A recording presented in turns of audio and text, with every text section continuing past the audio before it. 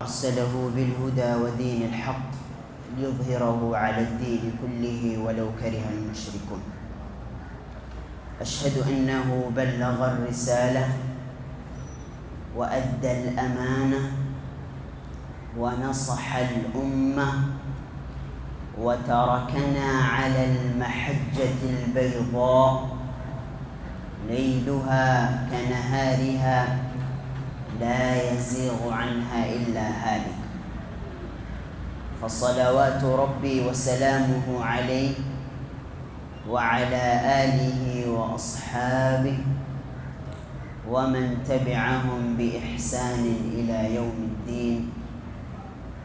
أما بعد. Leo ni liqaa ya pili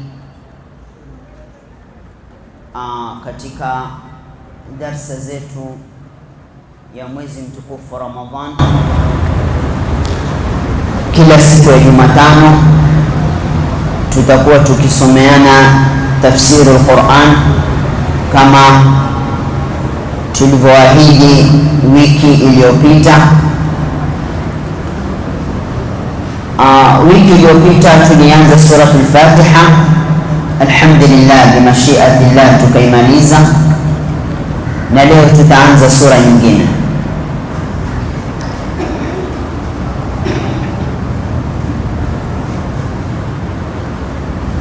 Tutaingia sura an-Nas, na katika tafsiri yetu sitoingia deep sana wala sitoingia shallow sana. Nimeifanya katikati ili wewe unayenisikiza upate kunielewa na kunifahamu na kutoka na faida, na inshallah nitajipima time yangu mpaka katika saa 7:30 ama 35, nikenda sana na dakika 40 ili nisiwachokeshe, na najua kuna watu wakimbilia kwenye makazi zao. Kwa hivyo inshallah tuweni na subra ili tupate kufaidika na surat an-Nas. Bismillahir Rahmanir Rahim. Hii inaitwa surat an-Nas. Surat an-Nas ni qul a'udhu bi rabbin nas. Hii inaitwa surat an-Nas. Qul a'udhu bi rabbin nas. Mwanzo hizi aya tatu za mwanzo, qul a'udhu bi rabbin nas, malikin nas, ilahin nas, hadhihi thalath sifat min sifati rabb azza wa jalla. Qul a'udhu bi rabbin nas, malikin nas, ilahin nas, hadhihi thalath sifat min sifati rabb azza wa jalla. Hizi aya tatu katika surati an-Nas ni miongoni mwa sifa za Allah subhanahu wa ta'ala. Qul a'udhu bi rabbin nas.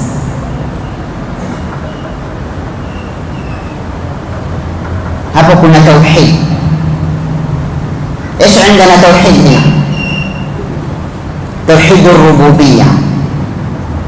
بعدين في ملك الناس، الملك هو الله سبحانه وتعالى. mfalme wa hakika ni Allah subhanahu wa ta'ala.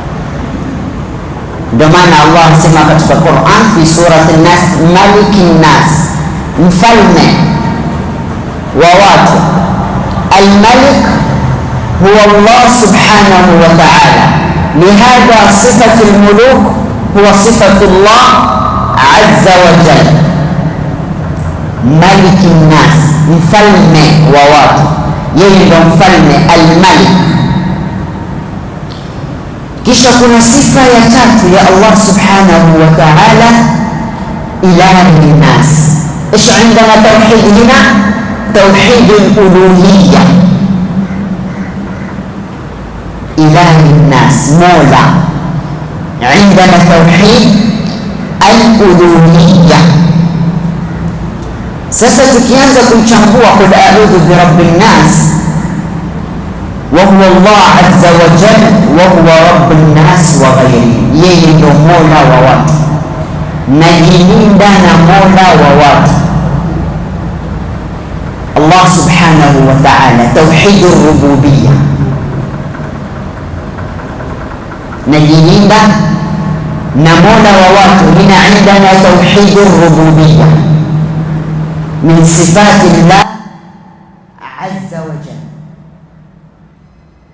Kisha kuna maliki nnas, almalik alladhi lahu sultatu al-ulya fi nnas.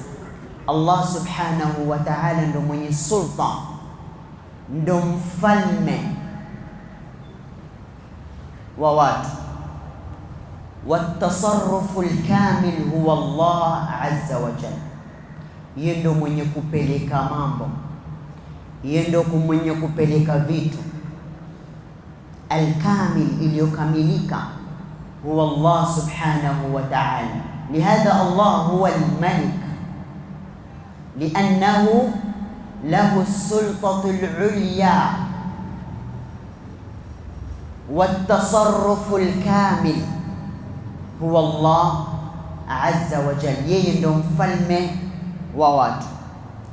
Kisha ilahi nnas,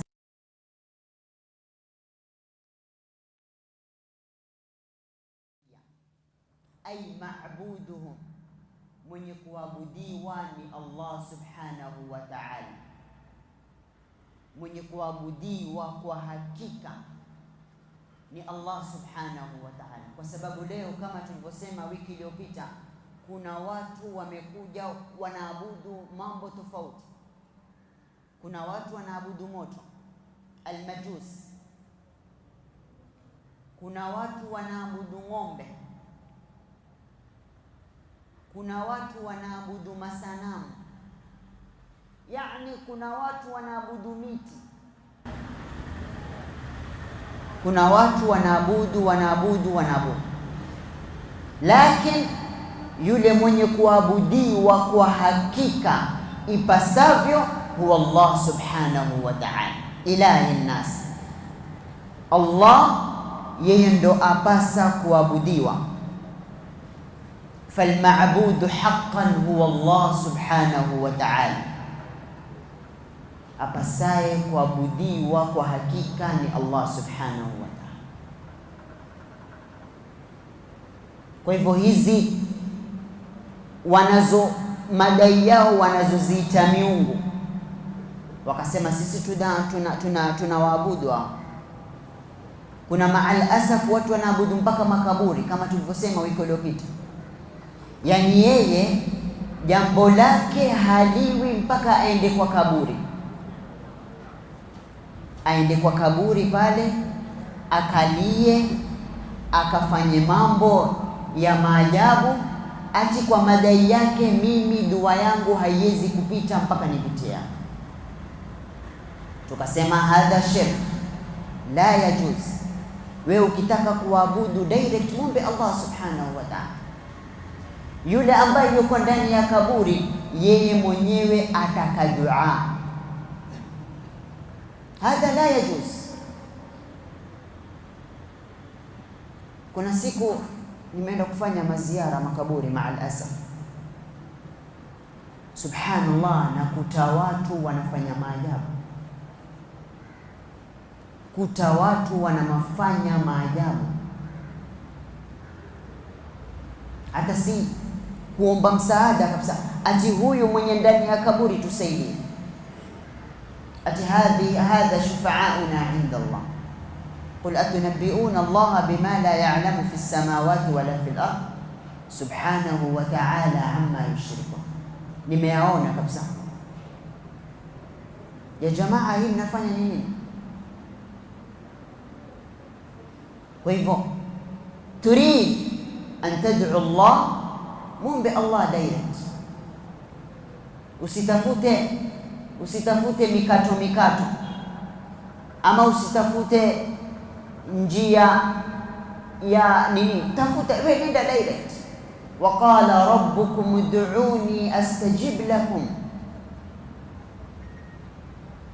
wa idha sa'alaka ibadi anni fa inni qarib ujibu da'wata ad-da'i idha da'an falyastajibu li waliyu'minu bi la'allahum yarshudun. Sasa wewe watafuta mikato, hadha shirk, hadha la yajuz. Kwa hivyo hizi sifa tatu, qul a'udhu bi rabbin nas, malikin nas, ilahin nas, ni za Allah subhanahu wa ta'ala. Min sharri alwaswasi alkhannas. Tukichambua hii aya, min sharri alwaswasi alkhannas, Ibn Abbas yaqul ash-shaytan jathim ala qalbi ibn Adam. Huyu shaytani amejilazimisha na huyu binadamu katika moyo wake. Wewe kila mahali uko na shetani. Shetani ataka kukushawishi, na shetani mja mbaya peke yake. Hata wewe mja mwema, shetani yuko na wewe hapa na hapa, bali kwa yule mja mwema ndio yuko karibu naye zaidi, kwa sababu ataka kumpotosha mara moja.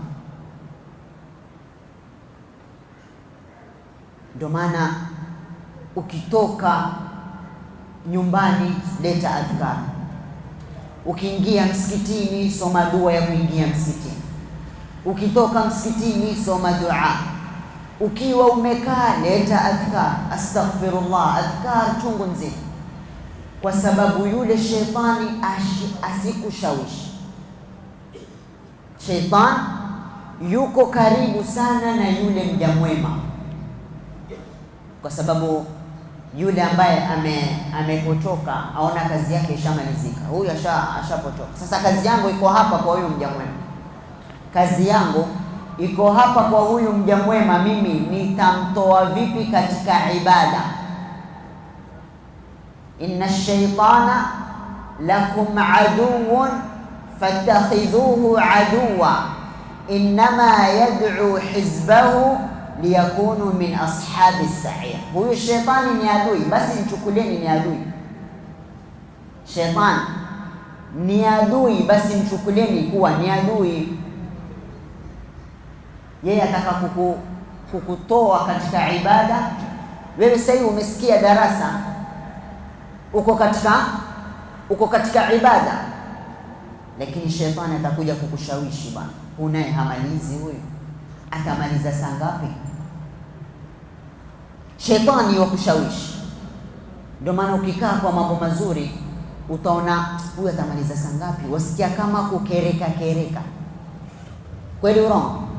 Wasikia kukereka. Sasa ni wewe upigane na nafsi yako hapo, ni wewe upigane na nafsi yako ili umshinde huyu shetani. Shetani asikushinde wewe, kwa sababu nafsi saa zote inaamrisha mabaya. Inna nafsa la amaratun bisu.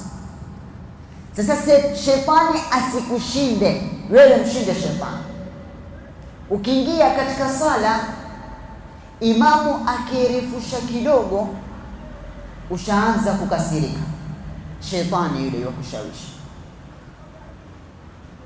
Salatu tarawih, shetani anakushawishi, usisali, piga raundi, wajua kuna shopping sahihi, wewe wapitwa bwana. Anaingia katika fikra zako, ndio pale wewe uko katika swala, lakini akili yafikiria mbali, haiko katika swala. Lau utambiwa salatu al-isha, imamu kasoma sura gani raka ya kwanza, huwezi kujibu. Salatu al-isha ukaambiwa imamu kasoma sura gani raka ya kwanza, wajua zitakuwa nyingi, kwa sababu akili haiko pale. Fikra ziko katika saa 4 bwana, leo Arsenal na Manchester City, nani atashinda hapa? Nani atashinda? Akili iko pale. Basi leo salatu tarawih leo itanisamehe. Lakini ukikaa kwenye mpira hutaki imalizike, wataka ikiisha 90 minutes iwe kuna extra time. Tena ikiwa kuna extra ndo pale ndo raha kweli. Shetani yule, shetani katika mambo ambazo za anasa, kuangalia mpira si haram, lakini usiweki kuangalia mpira wakati wa swala, hapo itaingia katika haramu. Lakini umekaa zako usiku anasa na nini, hadha hakuna nini. Lakini si time ya swala ukaangalia mpira, hapa hatakuwa ni haramu, itaingia katika manzila ya haramu.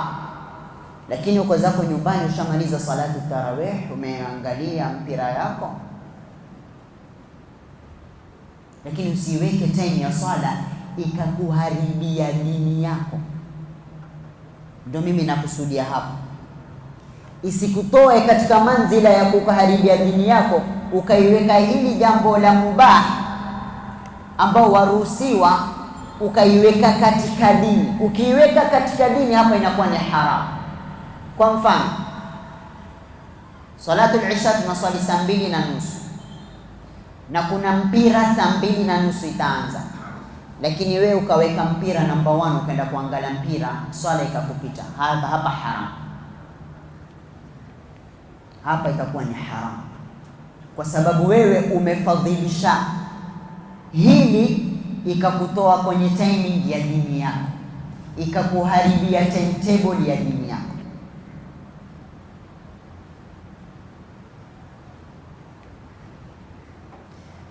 Kwa hivyo sisi alikuwa tumzungumza huyo shetani. Ndio maana Ibn Abbas asema fa idha saha wa ghafala waswasa, ukighafilika, ukitoka katika adhkar, katika ibada, waswasa anaanza kukutia wasiwasi, anaanza kukushawishi. Fa idha dhakara Allah khanasa, yani khanasa yani yakhtafi. Shetani akianza kukushawishi ukamtaja Allah subhanahu wa ta'ala, shetani hupotea pale. Ndio maana nikasema saa zote wewe uwe na adhkar mdomoni kwako, ukitoka nyumbani, ukiingia nyumbani, ukiwa uko katika faragha, ukiwa kazini umekaa, ukiwa uko msikitini wasubiri sala, anta takun ma'a al-adhkar, ili usimpe huyu shetani nafasi ya kukushawishi. Ndio pale utaanza kufikiria fikra mbalimbali. Sasa utaweza vipi huyo shetani? Anta takun ma'a al-adhkar, kabla hujalala unasoma dua ya kulala, Allahumma inni amutu wa ahya. Ukiamka dua ya kuamka kutoka usingizi. Leo mtu atalala kama ng'ombe, na maal asaf amelala yeye yuko online kwa ma TikTok na kwa WhatsApp na nini, hakulala na udhu, akimaliza aeke simu alala kama ng'ombe ukiliona. Ndio pale utakuja, Sheikh, jana mimi naota ndoto mbaya bwana, naota nafukuzwa na nyoka amenisimamia hivi. Utafukuzwa na nyoka kwa sababu umelala bila udhu, umelala bila adhkar. Jana nimeota bwana, shetani amenisimamia, sipati usingizi bwana. Wewe utapata vipi usingizi umelala bila udhu? Lazima atakuja pale, mafi adhkar. Lakini wewe kabla hujalala ukaingia choni, ukatawadha, ukaswali witr, kisha ukalala. Kisha tuone wewe shetani kama atakuja atakukaribia ama hakukaribia. La, hawezi, kwa sababu wewe ushajihifadhi, uko na kinga tayari. Anta awalan indaka udhu, this is number 1. Number 2, indaka adhkar. Sasa shetani atapata nafasi vipi pale ya kuja kukushawishi na kuota ndoto mbaya mbaya? Huwezi. Kwa hivyo ya ikhwan, kabla hujalala, lala na udhu mwanzo. Lala na udhu mwanzo. Kisha ukilala na udhu, leta adhkar. Soma muawwidhatain, qul a'udhu birabbin nas, qul a'udhu birabbil falaq. Soma suratul ikhlas, qul huwallahu ahad. Soma suratul fatiha pale uko kwenye kitanda chako, kwa sababu hii sura tuisoma sasa. Shetani apenda kukushawishi, kukutia wasiwasi. Ukalala hivyo, utalala usingizi mwepesi, na utakuwa sahali wewe kuamka alfajiri. Utakuwa sahali ya wewe kuamka alfajiri.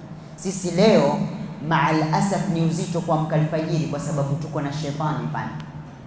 Tumelala bila udhu, tumelala bila adhkar, ndo ile adhani ya adhini wa salatu alfajr, usingizi mzito, kwa sababu shetani yuko nayo, akwambia la anta ma'a shaitan.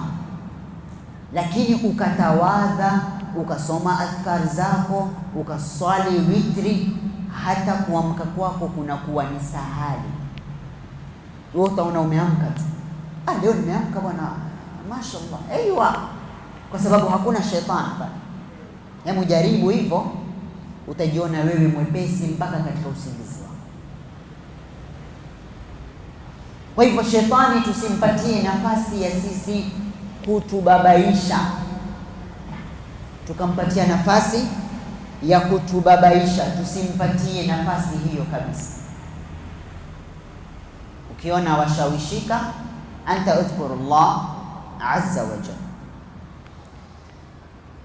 kwa sababu maulama wasema alwaswas min sharri alwaswas alkhannas. Hii waswasi, maulama wasema alwaswasa hiya ma yulqa fi alqalbi min alafkar walawham والتخيلات التي لا حقيقة لها. Waswasi ni just fikra na mawazo ambazo hazina uhakika, zinazopitia katika kichwa chako. Wewe una fikra tu, una takhayulat, wewe wa imagine tu, lakini allati la haqiqata laha. Ndio maana uko mna mtu anakuwa na wasiwasi, ni fikra na imagination nyingi ambazo hazina uhakika. Sasa hizi wasiwasi wewe utaziondosha vipi? Utaziondosha mwanzo na dhikrullah azza wa jalla. Wewe ukijiona una wasiwasi, fikra nyingi, utaziondosha vipi? Ziondoshe na dhikrullah azza wa jalla, kumtaja Allah subhanahu wa ta'ala, kwa sababu ni imagination, ni fikra ambazo zinapitia katika akili zako, na huwa sana ni shetani. Sana hizi fikra nyingi huwa ni shetani. Sasa wewe utaziondosha vipi? Utaziondosha na dhikrullah azza wa jalla. Ukijiona una wasiwasi, utajiondosha na udhu. Saa zote wewe kuwa katika udhu, saa zote hakikisha wewe uko katika udhu. Ukiwa katika udhu, shetani si rahisi kukutia wasiwasi na fikra nyingi na kufanya umeghafilika. Hakikisha kila wakati wewe uko katika udhu. Tukiendelea kwa sababu ya wakati, tumalize. Min sharri alwaswas alkhannas. Alkhannas, kuifafanua hii alkhannas, alladhi yakhnisu wa huwa ash-shaytan. Maana ya khannas ni huyo shaytan ambaye apenda kukushawishi.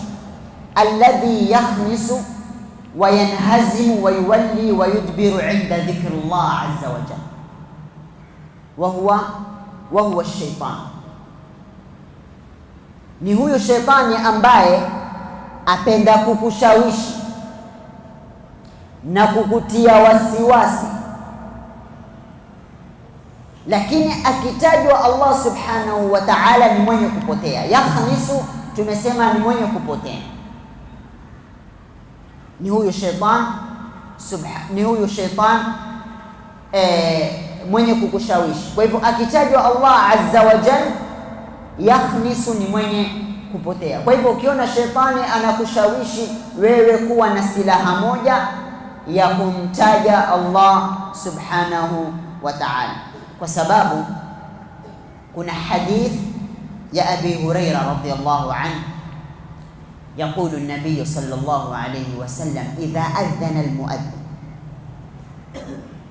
mwenye kuadhini anapoadhini, insarafa shaitan wa haraba, shaitani hupotea. Adhani inapoadhiniwa, kwa sababu adhan kuna dhikrullah, Allahu akbar, Allahu akbar, ashhadu an, hapo kuna utajo wa Allah, anatajwa Allah. Sasa adhani inapoadhiniwa, shaitani hupotea, hukimbia, hataki kuisikia ile adhan. Limadha? Lianna fil adhan dhikrullah azza wa jalla. Kukiadhiniwa shaitani hupotea, hukereka na ile adhan.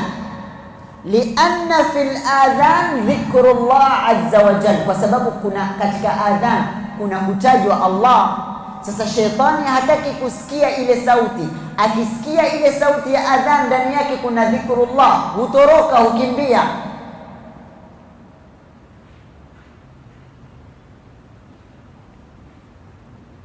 Hutoroka yule shaitani kwa sababu ya dhikr. Kwa hivyo tustadil na hii hadithi ya kuwa kukiwa mahali kuna dhikrullah, shaitani hutoroka. Sasa wewe waweza kuitumia hii hadithi ya kuwa shaitani mimi akinishawishi ni mwenye haraka wa kumtaja Allah subhanahu wa ta'ala. Alladhi yuwaswisu fi suduri nnas, huyu shaitani ambao anapenda kutia wasiwasi katika nyoyo za watu, yani jinnihim wa insi. Alladhi yani ash-shaytan alladhi yuwaswisu fi suduri nnas, apenda kutia wasiwasi. Tukasema mwenye kutia wasiwasi sana sana ni shaitani. Ndio kawa wewe una fikra wewe ukikaa ukijiona una fikra nyingi, umekaa mahali uko na stress, dunia imekupiga stress, umekaa, subhanallah, wewe usijitie stress. Nenda katawadhe na umtaje Allah subhanahu wa ta'ala, hii stress zote zitaondoka, kwa sababu huyu ni shaitani anataka kukushawishi. Alladhi yuwaswisu fi suduri nas min aljinnati wan nas. Min aljinnati wan nas ay inna alwaswas yakunu min aljin wa yakunu min bani adam. Hii waswas mara nyingine huwa miongoni mwa majini, yani mashaitani, kwa sababu ndani ya majini kuna majini wale wazuri, hao wanaitwa majini, na wale wabaya wanaitwa shaitani. Sasa katika kutia wasiwasi tumesema kuna mashaitani wanaopenda kutia wasiwasi, na pia kuna binadamu minal jinnati wan nas wa yakunu min bani adam. Ama waswasatu shaitan ndio ni hii waswasi ambao shaitani, katika hadithi yaqulu an-nabiy sallallahu alayhi wasallam, inna ash-shaytana yajri min ibni adam majra ad-dam. Shaitani hupitia kwa binadamu mapitio ya damu. Binadamu anaingia mpaka, shaitani anaingia mpaka kwenye mapitio ya damu kukushawishi. Inna ash-shaytan yajri min ibni adam majra dam, mapitio ya damu. Huyo ni shaitani anataka kukutia wasiwasi. Kisha kuna mashaitani viumbe binadamu. Huyu binadamu ambaye hakutakii mazuri, wakati wa swala yeye akwambia bwana, huyu ni shetani. Wakati watakufanya jambo la khairi akwambia bwana, huyu ni shetani, na labda waishi naye nyumba moja, na labda ni rafiki yako, yani yeye saa zote hakutakii mazuri. Ukitaka fanya jambo la khairi, yeye akwambia bwana, baadaye twende tukasali maghrib bwana. Twende bwana, unajua kuna salatul maghrib, hiyo imekupita. Huyo shetani minal jinnati wan nas. Shetani si yule shetani ambao humuona, na binadamu pia kuna shetani. Ndio maana katika Qur'ani yataka ujilinde naye pia. Qul a'udhu bi rabbin nas malikin nas ilahin nas min sharri alwaswasil khannas alladhi yuwaswisu fi sudurin nas min aljinnati wan nas. Yataka ujilinde naye pia huyo binadamu ambaye yeye pia ajita, ambaye yeye yuko pamoja na wewe, min aljinnati wan nas. Tukimalizia tutamalizia na hadithi. Hadhihi suwar athalatha, hizi sura tatu, qul a'udhu bi rabbin nas, na suratul falaq, qul a'udhu bi rabbil falaq, na suratul ikhlas ni sunna kuzisoma wakati wa kulala. Mtume alikuwa kabla hajalala anasoma hizi sura tatu, kisha anajipuliza hivi, nafatha, anajipuliza hivi katika uso wake, katika mwili wake. Ni sunna hizi kuzisoma wakati wa kulala. Wa hadith Aisha radhiyallahu anha yaqulu an-nabiy sallallahu alayhi wasallam, yani hadith Aisha asema mtume idha awa ila firashihi nafatha fi kaffihi wa masaha bidhalika wajhahu. Mtume anapotaka kulala, nafatha fi kaffihi, hujipuliza katika vitanga vyake vya mikono, yani nafatha kila tu. Tushasoma qul a'udhu bi rabbin nas, wajipuliza hivi. Suratul falaq ambao tutakuja kuitafsiri inshallah, Mwenyezi Mungu atupe uhai na uzima katika muhadhara itakayokuja. Suratul falaq vile vile nafatha, kujipuliza hivi. Ushasoma ile sura, unajipuliza, unajifutafuta hivi. Suratul nas, suratul falaq na suratul ikhlas. Suratul ikhlas qul huwallahu ahad, unajipuliza hivi katika vitanga vyako, kisha unajifuta hivi katika mwili wako pale uko kwenye kitanda wataka kulala. Ukifanya hivyo unahifadhika na shetani, unahifadhika na shetani.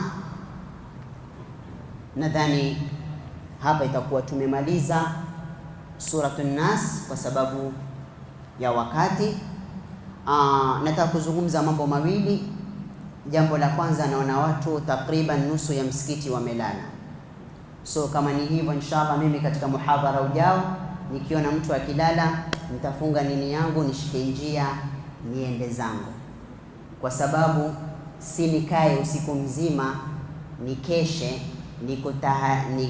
nitunge nije nikutungie wewe, kisha ni maneno ya Mwenyezi Mungu, kisha wewe ukuja kunyoshia miguu hapo umelala, basi itakuwa haina haja.